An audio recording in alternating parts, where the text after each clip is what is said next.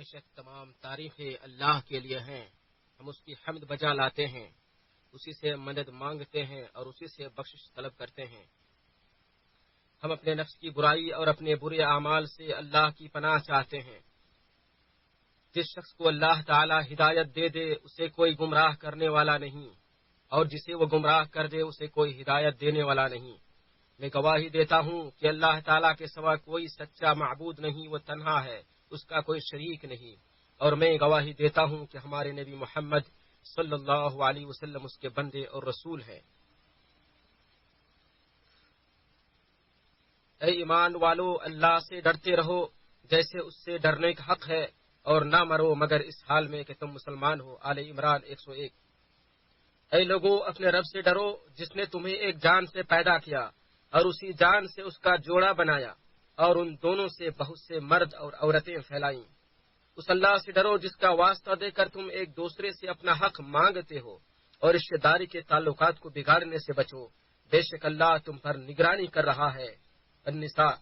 اے ایمان والو، اللہ سے ڈرو اور ٹھیک بات کیا کرو تاکہ وہ تمہارے اعمال کو درست کرے اور تمہارے گناہ کو معاف کر دے. اور جس نے اللہ اور اس کے رسول کا کہنا مانا تو اس نے بڑی کامیابی حاصل کی.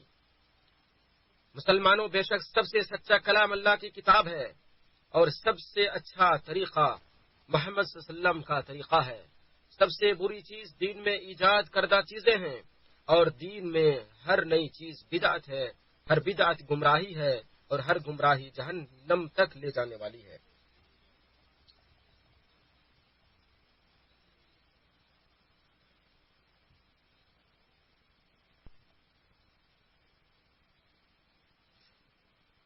حضرت ابراہیم علیہ الصلوۃ والسلام کا قصہ قرآن میں بیان ہوا ہے.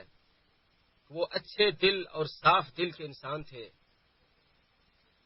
شرک بت پرستی سے دور تھے، اور انہیں پورا یقین تھا کہ اللہ تبارک و تعالیٰ کے پاس جو قلب سلیم کے ساتھ جائے گا وہی کامیاب ہوگا، وہی کامران ہوگا. اللہ کے بندو، روئے زمین پر بسنے والوں میں سے کچھ لوگوں کے پاس اللہ تعالیٰ کے برتن ہیں، اور تمہارے پروردگار کے برتنوں سے مراد اس کے نیک بندوں کے دل ہیں. ان میں سے اللہ سبحانہ و تعالیٰ کو سب سے زیادہ محبوب وہ ہیں جو نہایت رقیق اور نرم ہیں. نیکوکار لوگوں کے دل نیک اعمال سے جوش مارتے ہیں، اور فاسق و فاجر لوگوں کے دل برے اعمال سے جوش مارتے ہیں.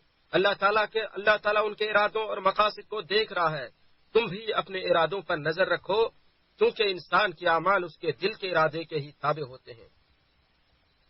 اللہ تعالیٰ کے ہاں مقبول برتن یعنی دل وہ ہیں جو نہایت مضبوط، باریک و ملائم اور صاف شفاف ہوں. مضبوط ہونے سے مراد یہ ہے کہ اطاعت الہی میں مضبوط ہوں، اور باریک ہونے سے مراد یہ ہے کہ ذکر الہی کے وقت ان پر رقت طاری ہو جائے. اور صاف شفاف ہونے سے مراد یہ ہے کہ وہ اللہ تعالیٰ کے منع کردہ اور ناپسندیدہ کاموں کی آلودگی سے بالکل پاک صاف ہو. اور زبانیں دلوں کے چمچ ہیں، ان کی طہارت و سلامتی کی نشانی یہ ہے کہ بغیر کسی اکتاہٹ و بیزاری کے یہ مسلسل ذکر الہی میں مصروف رہیں. ارشاد باری تعالیٰ ہے، بے شک آسمانوں اور زمین کے پیدا کرنے اور رات اور دن کے بدلنے میں عقل والوں کے لیے بہت سی نشانیاں ہیں. وہ لوگ جو کھڑے اور بیٹھے اور اپنے پہلوؤں پر اللہ کو یاد کرتے ہیں اور آسمانوں اور زمین کی پیدائش میں غور و فکر کرتے ہیں. اے ہمارے رب، تو نے یہ بے مقصد پیدا نہیں کیا، تو پاک ہے، سو ہمیں آپ کے عذاب سے بچا. آل عمران.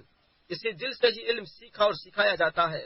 اللہ کے دین سے متعلق سمجھ بوجھ حاصل کی جاتی ہے، جیسا کہ نبی اکرم صلی اللہ علیہ وسلم نے ارشاد فرمایا، جب جنت کے باغیچوں کے پاس سے تمہارا گزر ہو تو چر لیا کرو. پوچھا گیا جنت کے باغیچوں سے کیا مراد ہے؟ آپ نے فرمایا ذکر الہی کی مجلسیں اور حلقے. اس سے مراد علم کی مجلسیں ہیں جن میں حلال و حرام اور احکام و مسائل کی وضاحت ہوتی ہے، اور لوگ اللہ تعالیٰ، اس کے اسماء و صفات اور اس کے اوامر و نواہی کے متعلق جانکاری حاصل کرتے ہیں.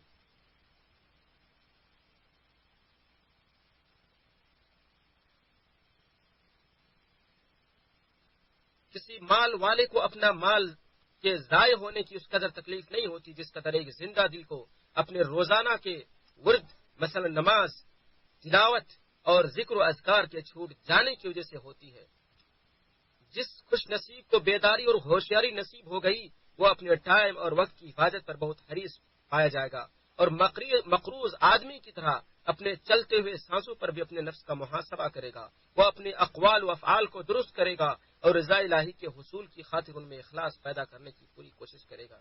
اور جو شخص اپنے قلبی لگاؤ کو اپنے رب کی طرف پھیر دیتا ہے اور دلی خواہشات و تمناؤں کو اکٹھا کر کے اپنے مالک و مولا کے در پہ رکھ دیتا ہے تو اس کا پروردگار اس کے لیے کافی ہو جاتا ہے، جیسا کہ نبی صلی اللہ علیہ وسلم نے فرمایا، جس شخص نے آخرت کو ہی اپنا مطمع نظر بنایا تو اس کے لیے بکھرے معاملات کو اللہ تعالیٰ سمیٹ دے گا، اس کے دل کو آسودگی سے بھر دے گا اور دنیا اس کے پاس ذلیل و خوار اور رسوا ہو کر آئے گی۔ ارشاد باری تعالیٰ ہے، اور دین کے لحاظ سے اس سے بہتر کون ہے جس نے اپنا چہرہ اللہ کے لیے تابع کر دیا جبکہ وہ نیکی کرنے والا ہو، اور اس نے ابراہیم کی ملت کی پیروی کی ہو جو ایک اللہ کی طرف ہو جانے والا تھا، اور اللہ نے ابراہیم کو خاص دوست بنایا تھا، اور اللہ ہی کا ہے جو کچھ آسمانوں میں ہے اور جو کچھ زمین میں ہے، اور اللہ ہمیشہ سے ہر چیز کا احاطہ کرنے والا ہے۔ نساء۔ اللہ رب العالمین ہمارے اور آپ سب کے لیے قرآن کریم کو باعث برکت بنائے۔ میں یہ بات کہتا ہوں اور اللہ رب العالمین سے مغفرت طلب کرتا ہوں، آپ لوگ بھی اللہ سے مغفرت طلب کیجئے، بے شک وہ معاف کرنے والا اور توبہ قبول کرنے والا ہے۔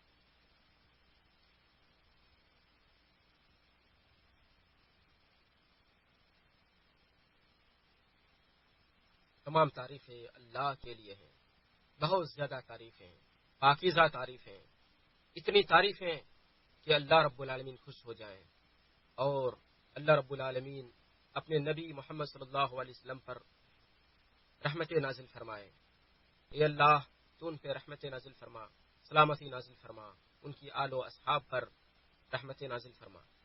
مسلمانوں، تم میں سے ہر شخص اپنے پروردگار سے ہی امیدیں لگائے اور اپنے ہی گناہوں سے خائف رہے۔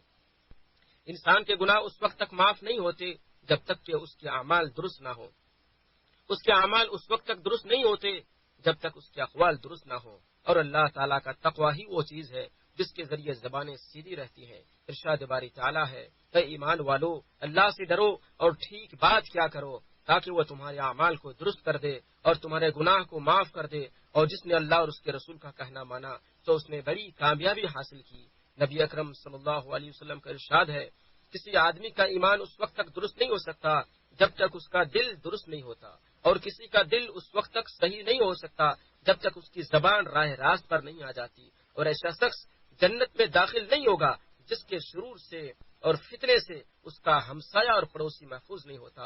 اور صادق و مصدوق نبی اکرم صلی اللہ علیہ وسلم نے ہمیں خبر دیتے ہوئے فرمایا، جب ابن آدم صبح کرتا ہے تو جسم کے سارے اعضاء زبان کے ساتھ عاجزی کے ساتھ التجا کرتے ہوئے کہتے ہیں، ہمارے سلسلے میں اللہ سے ڈرو، ہم تجھ سے جڑے ہوئے ہیں، اگر تو سیدھی رہی تو ہم بھی سیدھے رہیں گے، اور اگر تو ٹیڑھی ہو گئی تو ہم بھی ٹیڑھے ہو جائیں گے۔ ارشاد باری تعالیٰ ہے، بے شک وہ لوگ جنہوں نے کہا ہمارا رب اللہ ہے پھر خوب قائم رہے اور جمے رہے، ان پر فرشتے اترتے ہیں کہ نہ ڈرو اور نہ غم کرو، اور اس جنت کے ساتھ خوش ہو جاؤ جس کا تم وعدہ دیے جاتے تھے۔ ہم تمہارے دوست ہیں دنیا کی زندگی میں اور آخرت میں بھی، اور تمہارے لیے اس میں وہ کچھ ہے جو تمہارے دل چاہیں گے، اور تمہارے لیے اس میں وہ کچھ ہے جو تم مانگو گے۔ یہ بے حد بخشنے والے نہایت مہربان کی طرف سے مہمانی ہے، اور بات کے اعتبار سے اس سے اچھا کون ہے جو اللہ کی طرف بلائے اور نیک عمل کرے اور کہے کہ بے شک میں فرما برداروں میں سے ہوں۔